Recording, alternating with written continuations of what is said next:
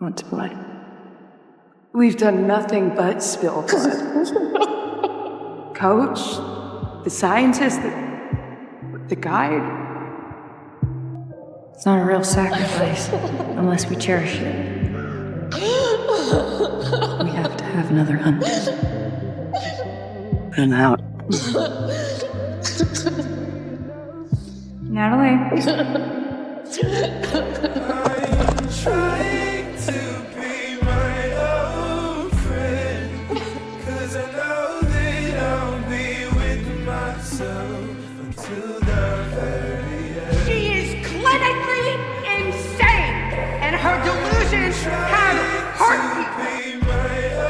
What happened out there, what I saw, what I did. Holy shit, man, what did you do? Kept a promise. The investigation into the cause of the accident remains preliminary. The crash site was over 600 miles. In 1996, a high school girls soccer team from Muskega High School was on their way to nationals. Unfortunately, this flight was never destined to actually make it. The flight path had left the plane veering off course about 600 miles north, and everyone on that plane was presumed lost or dead. Survivors of the crash were out there for around 19 months, and upon their rescue, their numbers had dwindled a lot less than to those who had entered onto the plane that day. Who were the members of the Yellowjackets soccer team that got stranded out there in the wilderness? What was their story, and what was their role to play in the girls' survival out there? In this series of videos, I hope to break down each one of the Yellowjackets soccer team that has had a bit of a narrative element or enough context to piece together what their story could actually be. As well as, if their character is still around by the time of shooting this, I will be predicting where their character could go. That being said, hello wilderness survivors, fellow mudbeards, and Yellowjackets if you're watching. And we're officially starting off on my new series of videos hoping to break down each one of the Yellowjackets. I'm going to be trying to release these leading up to Season 3 finale, but there's a chance that it will actually go past that point. Either way, I'm really interested in diving into each one of these characters and kind of putting my own thoughts onto video form. But I'm sure there'll be many things I missed, so if you know any interesting facts or trivia about some of the characters or actors playing them, then feel free to let me know down in the comments. Either way, with that being said, let's go ahead and get into it. Oh, that's great. Either way, with that being said, let's go ahead and get into it.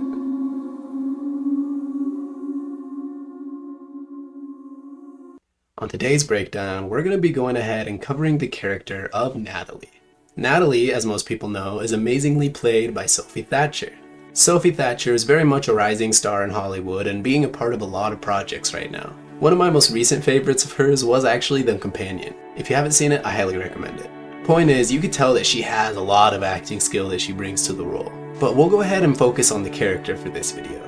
Natalie, something Italian Sarcuscio, is arguably the hero of the story. And even though there was some mix-ups with the adult timeline and some of the narrative that went out there, I do think that given how she's been presented in the teen timeline and what we got of her in the adult timeline has been really solid to see. See, in the adult timeline, she's played by Juliette Lewis, who's also a very esteemed veteran actor. Juliette Lewis was an actor who I originally had heard of specifically because of a show by M. Night Shyamalan Ding Dong, which was called Wayward Pines. And even though I know she was very popular before that point, that was my first introduction to her. And boy, what an interesting actor. It's hard to put to words what she brings to her scenes, but she brings such a quirky uniqueness to it that she really does kind of make each character her own.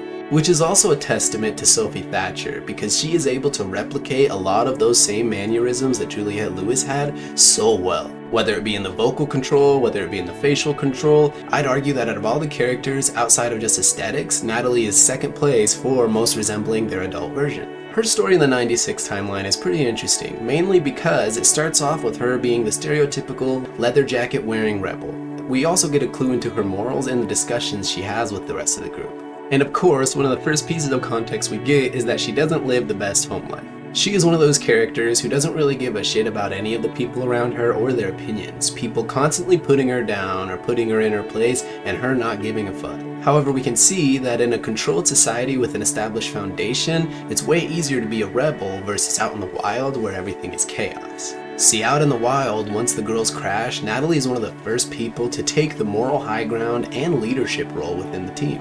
And I say take very specifically because Lottie just kind of was given the leadership role. She got visions and everybody just kind of decided they believed her. And reasonably so, there was a lot of coincidental stuff going on there. But Natalie is the first person to take initiative and learn how to hunt, learn how to use the rifle. She also continues to do so. Throughout both season 1 and season 2, she is the one heading out almost every other day to look for food and provide for everybody. It's during this time that she starts to develop a relationship with another character named Travis. His character is a trauma sponge, so it was really interesting to see how someone who's been through a bit of trauma can help this other person who hasn't necessarily been through as much sort of accept some of the horrible conditions out there. See, Natalie was raised by a pretty abusive dad, and at one point she decided to finally step up and fight back against him, aiming a gun at him. However, unfortunately for her, she's not able to actually get the shot off because she leaves the safety on. This obviously humbles her pretty quickly, but her dad isn't very smart, and in the next sequence continues to accidentally trip and shoot himself.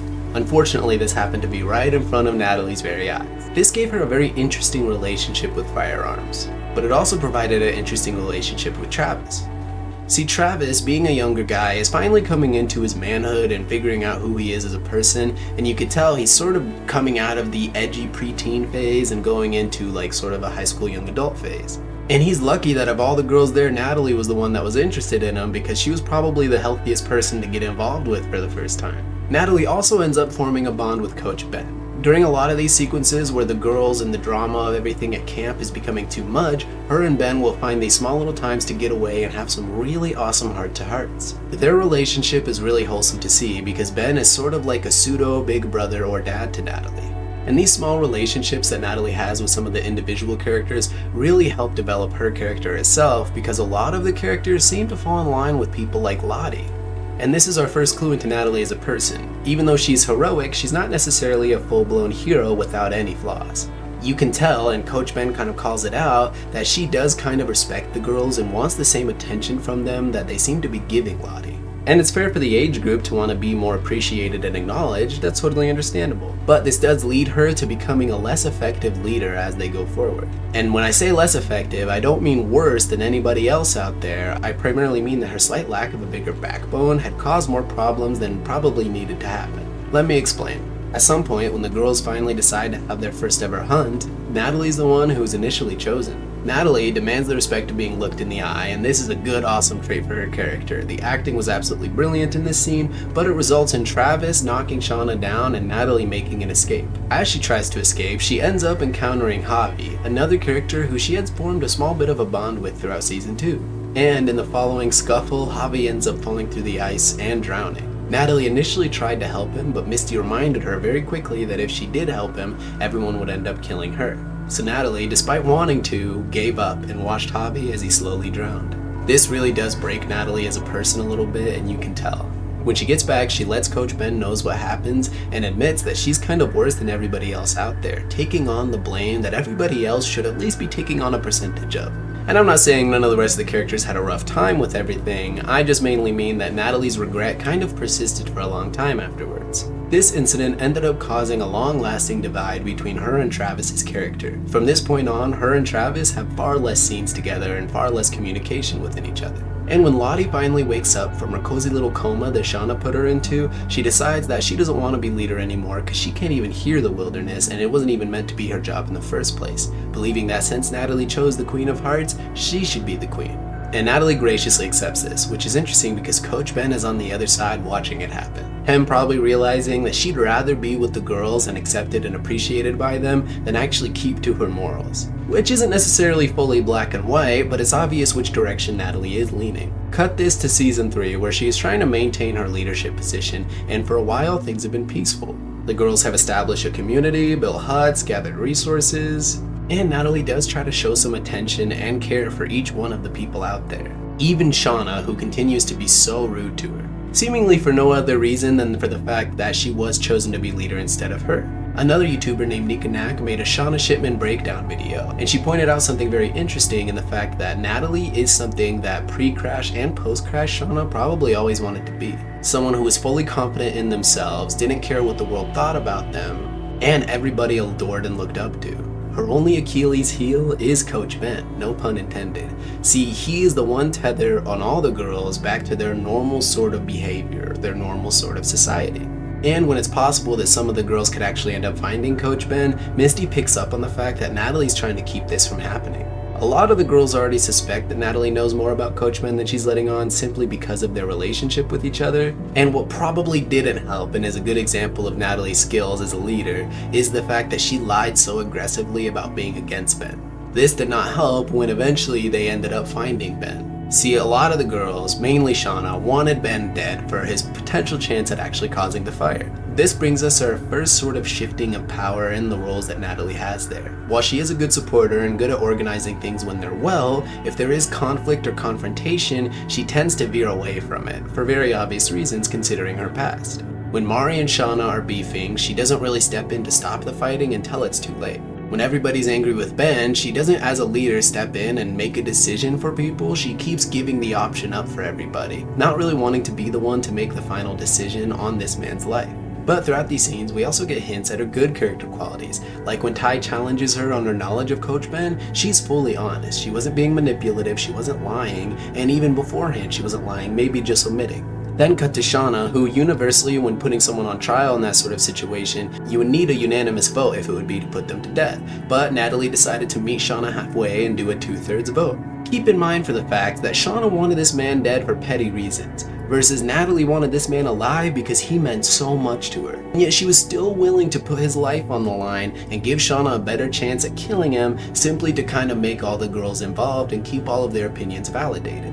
I don't know if this is a smart move as a leader. It definitely wasn't a smart move in the hopes of keeping Ben alive, but it is interesting how much consideration she takes in all the characters out there that are with her. But unfortunately, Natalie always leads with her heart over everything else, and when she sees the horrible conditions that Ben is enduring, she eventually is the one to put him down. This angers everybody else within the camp because they had believed, based off of Akila's vision, that Ben was the bridge home and their way to get back to a normal life. So Natalie snuffing out that hope and leaving them in the wilderness really did piss people off. Shauna more just mad that Natalie gets to do what she wants. However, this is the fall of Natalie's leadership role, and with a shove to the ground from Jen and an alley-loop from Lottie, Shauna officially takes the reins as leader. One of her first acts as leader is to have Natalie go ahead and be the butcher for their next feast. Let alone the fact that they're even having another feast in the first place, but whatever. Poor Natalie's trauma continues yet again in the fact that she has to cut up Coach Ben and prepare the feast. However, when their entire ordeal is interrupted by a couple of hikers, Natalie, without even really trying, instinctively takes the leadership role yet again. When it comes to chaotic situations and doing what's right, Natalie usually speaks up, her asking everyone to not hurt any of the hikers and just to bring them back and keep them alive. Then we see throughout the following episodes that when they have the hikers, Natalie is very much ready to take whatever information she can from them and have them guide her and the Yellowjackets out of the wilderness. Shauna is upset because Shauna is the leader, and if anyone should be making this decision, it should be her. But Natalie is kind of ignoring this fact because it is rescue. This is no longer about who's in charge and who's dating who. This is very real and they need to get back. And while some of the girls are focused on different things, like not being heavily medicated or just being angry all the time, Ty does bring up a good point that they should probably clean everything up before they leave. Unfortunately, this gives them enough time to be able to get rid of the hikers. Natalie's power is once again kind of taken away from her when Shauna just kind of tells everybody to stay and they do so. But Natalie continues to try to figure out a plan so they can all escape. Unfortunately, this plan doesn't work out, and their only hope of actually escaping that hellhole is killed right in front of them. This leads to another transition into winter, which this show always does so cleanly in the fact that Natalie is completely broken as the snow starts to fall. And that scene really hit home for me myself. I genuinely felt so hopeless for a lot of the people out there, and for the first time throughout the series, actually mad to my core. See, Sophie Thatcher's performance in this exact moment made me feel so angry for all the other people out there, the people who weren't main characters that were pretty much told they had to stay. Of course, all the main characters are happy with staying and living there because they know almost every other person there are going to be in their bellies at some point. And while we don't know how the rest of the story with Natalie will go, we know that she finally found out Misty's darkest secret in the fact that she destroyed the transponder. So there is a good chance that Natalie will be the one to hopefully get everybody home as referenced within the show. Fast forward to the adult timeline when Juliette Lewis officially takes the reins. we immediately see that Natalie is leaving rehabilitation. This leads of course to Natalie visiting her old storage unit and then getting prepared to pay a visit to all of the old Yellowjackets. Her doing this because she received a very mysterious postcard. And throughout the first season, we can see that Natalie is very much trying to figure out two things: who killed the adult version of Travis and why, and who is blackmailing everybody. This time also gives us a good indicator as to her and Misty's relationship. Their good cop, bad cop dynamic duo routine is really entertaining to watch. Unfortunately, after struggling to find any conclusions and answers as to what actually happened to Travis and continuously relapsing throughout the first season, Natalie gets to the point where she feels so broken she's ready to unalive herself. This is when she's interrupted by Lottie's heliotrope cult. And that segues us into Season 2. Season 2 mostly consists of Natalie's character finally finding some sort of closure. She finds closure in what happened to Travis and how it exactly went down. She finds closure in the wilderness out there and how it actually affected the girls and turned them into what they are as women. And she also accepted some of the darker truths of the Yellowjackets, like the fact that some of them are just too broken to be able to keep going. Once Lottie starts spiraling again, Natalie ends up developing a plot to be able to either get Natalie some help or stop her altogether. Which is tough for her because she's also been forming a very strong relationship with another cult member named Lisa. She's a younger gal who found an escape in Lottie's cult from her rough home life. Natalie sees a lot of similarities between Lisa and herself and decides to kind of mentor her. And by the end of the Season 2, when they get to the point where they're about to do the ritual, Natalie prepares to finally take Lottie down for good, seeing all the damage that she causes. That's when Lisa arrives with a gun, confused about the situation. Hoping to protect anybody from being shot, Misty decides to take her death syringe and lunge at Lisa. But Natalie, having formed a bond with her, instinctively steps in the way. This results in one of the first fan favorites of the series dying in the adult timeline. And even though it was choreographed in a little bit of a clunky way, it was really interesting to see Juliette Lewis in the afterlife airplane scene. The fear and expressions on her face as she was passing away really hit home, because Natalie, going through everything she's gone through throughout the series, to end up there really was depressing to see. And they only drove the knife deeper with Season 3, when some of the few scenes we get acknowledging Natalie's death is the funeral. And we get a shot of her somehow still alive mom going up there and giving the worst eulogy I've probably ever heard in my entire life. I feel like that also perfectly captures Natalie's story as a whole. Just kind of a big old middle finger. And while unfortunately we won't be getting any more of Natalie in the adult timeline, we can still hope to see her hero arc within the 96 timeline. But what do you guys think? Is Natalie your favorite character? Are there any fun facts or interesting trivia you know about her that you want to let me know down in the comments? Either way, appreciate the support, appreciate the feedback, and remember to keep a better grip on that gun next time.